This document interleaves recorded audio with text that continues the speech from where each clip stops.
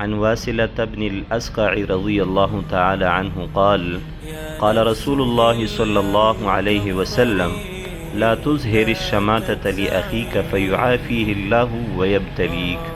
رواہ ترمذی۔ حضرت واصلہ ابن الاسقع رضی اللہ تعالیٰ عنہ سے روایت ہے کہ رسول اللہ صلی اللہ علیہ وسلم نے فرمایا تم اپنی کسی بھائی کی مصیبت پر خوشی کا اظہار مت کرو، اگر ایسا کرو گے تو ہو سکتا ہے کہ اللہ تعالیٰ اس کو اس مصیبت سے نجات دے دے اور تم کو مبتلا کر دے۔ جب دو آدمیوں میں اختلاف پیدا ہوتا ہے اور وہ اختلاف ترقی کر کے دشمنی اور عداوت کی حد تک پہنچ جاتا ہے تو یہ بھی ہوتا ہے کہ ایک کے مصیبت میں مبتلا ہونے سے دوسری کو خوشی ہوتی ہے، اسی کو شماتت کہتے ہیں۔ حسد اور بغض کی طرح یہ خبیث عادت بھی اللہ تعالیٰ کو سخت ناراض کرنے والی ہے، اور اللہ تعالیٰ بسا اوقات دنیا ہی میں اس کی سزا اس طرح دیتے ہیں